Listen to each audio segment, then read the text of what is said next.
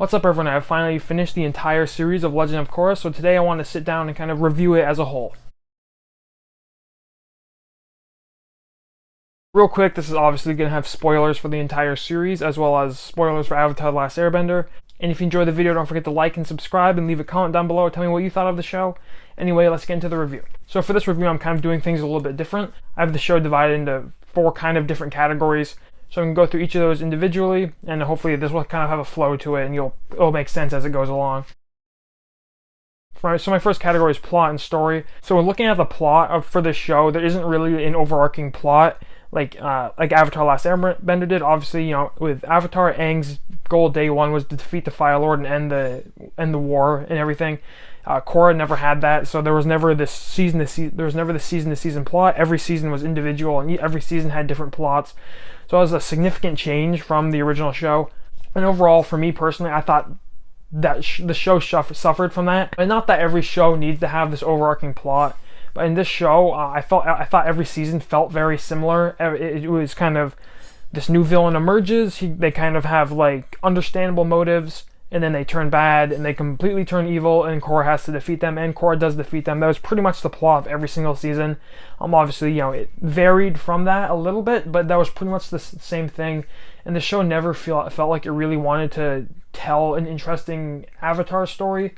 It really felt like it just wanted to, make a show following Avatar: The Last Airbender, and not, have this next step in the universe. It just kind of, it feels really safe almost. Just unfortunately with the plot, I don't think the show tried a whole lot, and that was really frustrating for me. All 4 season plots for the show, like I said, were really similar, and for me that got really tiring, especially since Korra's character is rarely in the show doing anything other than fighting villains and trying to, defeat the next villain. For her character, I think they needed some bigger picture, some bigger idea to keep the show moving and keep you invested in Korra's character. So for me, that hurt the show quite a bit. Like, it never felt like Korra's character was really trying to achieve something, obviously, aside from defeating the villains. And like I said, for me, that just got tiring, that it was really the same thing over and over again.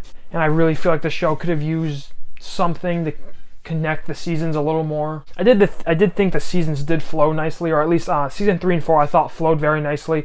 A strong beginning, middle, and end. I thought the first 2 seasons really struggled with structure and keeping the season balanced, but the last 2 for me did it really well. And I really like a lot of the stuff this show added.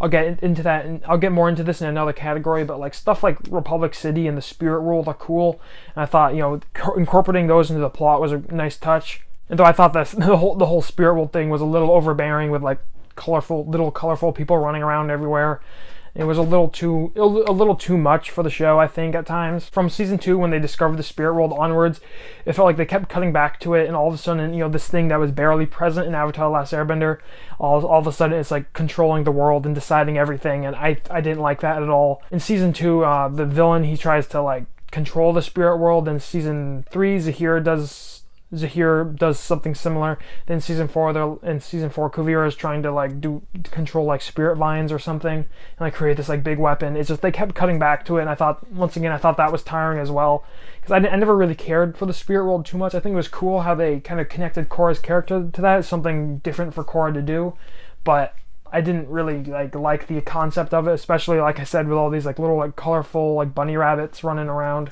And like I said, I think the last 2 seasons' plots were really nice. Aside from there not being an overarching plot, I think they flowed really nicely, like I said, especially with the help of 2 great villains in Zahir and Kuvira. But the first 2 seasons for me were really rushed, or the first season was really rushed, and the season 2 was just way too long. Season 2 was a chore to get through for me, easily the worst season. Overall, for the show, I thought the plots were alright. I didn't hate them, I didn't love them. Season 2 to me was the outlier, where I just thought it was particularly weak. I never really cared about the plot. I don't even remember the villain's name. The plots for this show didn't kill the show for me, but for me it didn't really help it either.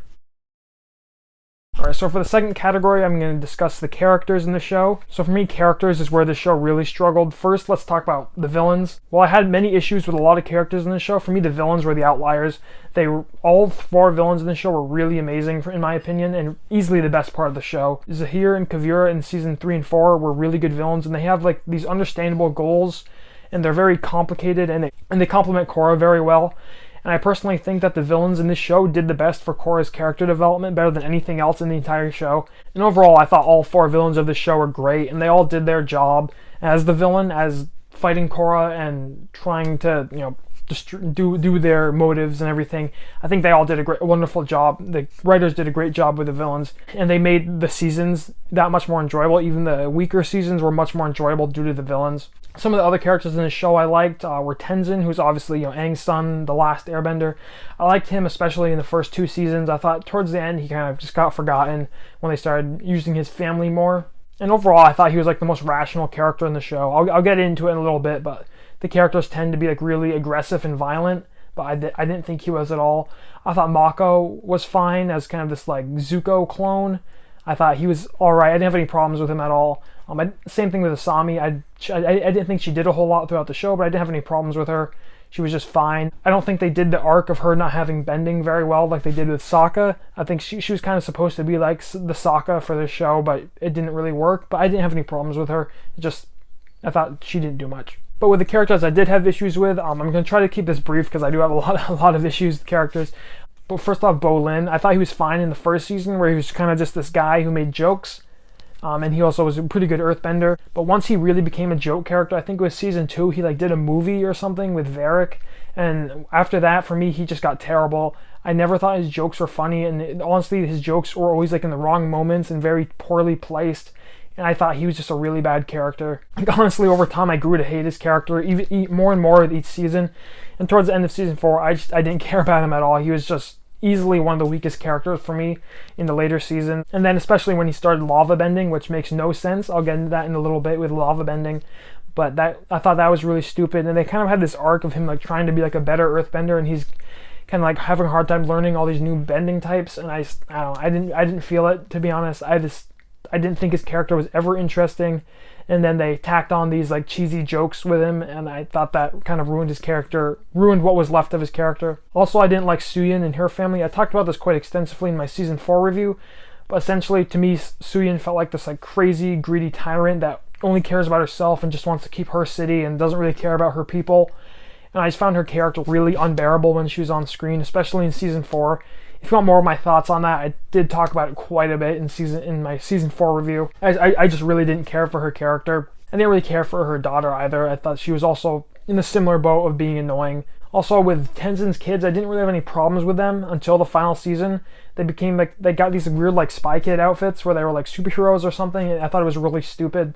And I thought they got really annoying in the last season, being like these airbenders. They just kind of felt like arrogant because they're airbenders, and I didn't like them, especially the younger one, who they kept doing jokes with and like doing like weird like poopy humor jokes. I don't dig that at all. And now let's talk about the main character, Korra. I thought the show revolved around her quite a bit, more so than Avatar revolved around Aang.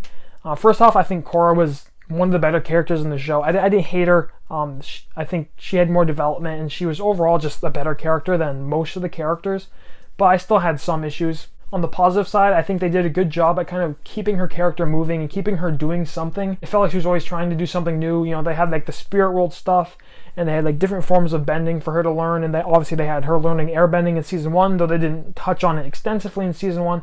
That was something she was doing. And then in beginning of season 4, she has to like kind of regain her strength with Toph and everything. So it felt like she was always doing something, where I thought this show kind of floated around a lot and not a lot happened at times. Korra's character for me kept progressing at least a little bit at times. But for me, possibly my biggest issue with Korra as a character was I think her character is really like violent and aggressive as the Avatar. Like, it seems like she's always using her strength to fight people, and she's always like so quick to like be aggressive and get into fights, and it seems like that's what she always wants to do. She's always talking about like beating people up, and she's like having a conversation with someone, and then all of a sudden she just wants to like beat, like, there's a scene where she's in season 2, I believe, she's with Iroh, who's like Zuko's nephew or something like that, and she's like talking about like destroying this like fleet or something. And it was a while ago, but it was in season 2, I believe.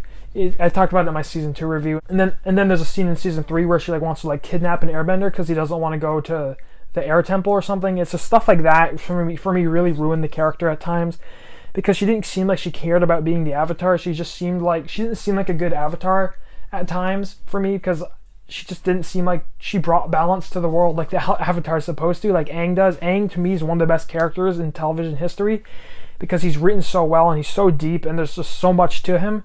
But for Korra, first off, I didn't think Korra was all that deep.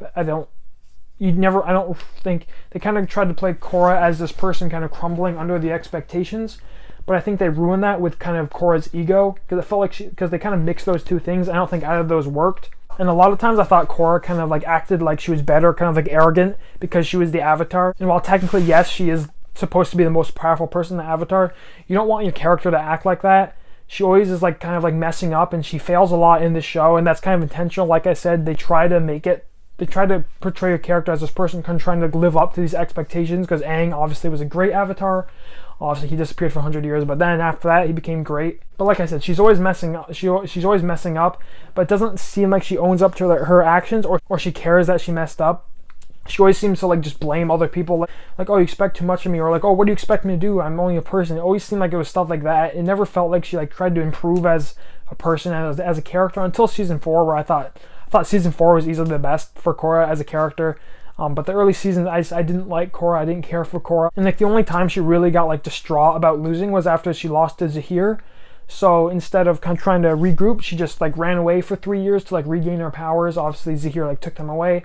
I mean, so she just ran away while the Earth Kingdom was in turmoil, and Bossing Se didn't have a leader. So she just runs away and doesn't do anything when she's supposed to be. She's almost like this religious figure that people look up to. And it never felt like she cared about any of that. She's cared about like the power and the ego of the Avatar, kinda, I think. That might seem a little extreme, but once again, my main point being, it feels like she's written to not want to be the Avatar, and like it doesn't feel like she cares about the responsibilities of being the Avatar. But I don't think that's intentional at all. I think that's them trying to write her as this underdog, as this person who they want her to be a relatable character, crumbling under the not living up to the expectations of people, and not having to live up to the expectations of people. I think that was the goal with the character, but it felt like she had an ego, and she just didn't care about her responsibilities. Anyways, I know I said a lot of negative stuff about Korra, but that's just because she's the main character. The spotlight's on her, so I do. The issues are very glaring, but for the most part, I did enjoy her character, and she was definitely one of the better characters in this show, and definitely one of the few redeeming parts about the show for me. But the issues are very noticeable when the show is all about her. Now for this last category, I guess I'm going to call it like random things. It's just a few random things I wanted to touch on that I kind of had my thoughts on about this show. First, I think this show really does a good job at like successfully expanding the Avatar canon from the first show. Obviously, this takes place like 60 years after Avatar: The Last Airbender or something like that. And I like the idea of Republic City, kind of the city that Aang founded, where everyone could come together. And it makes sense that he would do that, considering it was very political, the previous war, and it was very like faction based. It would make sense that Aang would want to unite people as one, humans. And I thought Zaofu was also cool, kind of this metal bending futuristic city. I like how the show kind of like advanced ages, and you're starting to see like fuel and machines and trains and stuff like that, and like blimps and stuff. And I like that it kind of explored how that's going to affect bending in season 1. They kind of abandoned it later on, but I do like that concept, and I think that was a good idea. Like I said, continuing the development of the spirit world was cool, but once again it did get a bit extreme. But overall, I just thought the show did a good job at adding new cool stuff to the show. Like personally, I liked what they did with the Airbenders and kind of bringing back the Airbender race. It was lazy, yes, but I'm glad they brought back the Airbenders. I don't want this just like Aang family tree to be the only Airbenders. I like that there's more, and they're kind of bringing them back. It was certainly lazy. I think they could have come up with a better way to do it. Maybe there's like hidden Airbenders, some hidden Airbender village, and they find that. Maybe that would have been equally as lazy. But I don't know. I'm not a TV show writer, but overall, I did like them bringing back Airbenders. However, I didn't like that they added all these new types of bending. Like it really felt like it tried to like normalize blood bending, metal bending, and earth bending. And I didn't really like that because these are special powers that are reserved for like the best benders of their category, but all of a sudden everyone can do them, and I don't like that. Like by the end of the show, pretty much everyone could metal bend when literally Toph invented it like 60 years ago. Blood bending was only in season 1, but once again, that was a really rare ability that not everyone can do, but they kind of normalized it there.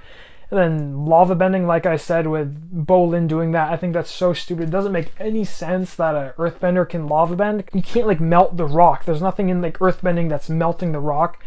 And the issue was not that he's bending lava. Like there's a scene where the earthbender Avatar from a while ago in Avatar: The Last Airbender, she bends lava to like stop a volcano or something in a flashback scene. There's a scene like that, which I think that's fine, but you can't create lava. That's the biggest issue for me. And and they're like creating it out of thin air. Like, that makes no sense. You can't like create stuff. That's never been how it works. So I just think that's really stupid. And like, not every character has to have some special ability in the show. Like, they kept bringing in these old unique bending types to kind of develop characters. Like, if I'll refer to Sokka from Avatar: The Last Airbender, he was really just kind of this normal warrior, and he was one of the best characters in the show because they really explored, what does he do being the normal guy in the group. I like that a lot, where in this show they didn't really do that.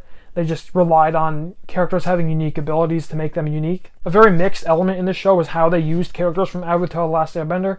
I like how they used characters like Toph, Katara, and Zuko as kind of these very, very minor side characters that didn't really do much, and that's how they should be used.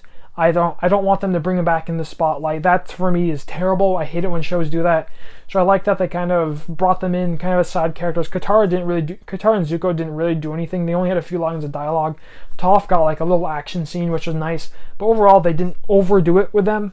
However, my issue with that was I thought the show relied too much on characters from the previous season's children. You look at the Beifongs, that would include Suyin and Chief Beifong and their kids. You look at Iroh, you look at Tenzin and his family. Even like Korra had like connections to Katara before she was the Avatar. I even thought they overdid it a bit with the legacy of the previous characters from the show. Like, it seemed like everywhere there was like statues of them and they were glorified as these heroes. But the people in this world weren't watching the show, so like obviously we see them as heroes, but other people aren't gonna see it as much as we did watching the show. So I don't think they should be like regarded as these great figures. Obviously Aang would be, but like Toph got her own like statue in Republic City, so I don't know. I didn't really like that either. So bringing back old characters, it wasn't bad like what they did in the new Star Wars movies, but it wasn't great. I don't think I liked what they did with some of them, but I don't like how they use some of the connections. They overdid it with the connections, I think. Like, I want more original characters that don't have connections to previous characters, not lazy characters who are just like grandkids or kids of previous characters. For me, that's lazy, and I don't really like it. Alright, so my fourth category is just kind of my overall consensus of the show, what I really thought about it. Kind of trying to put everything I just said into a few sentences. So overall, I thought this show was okay.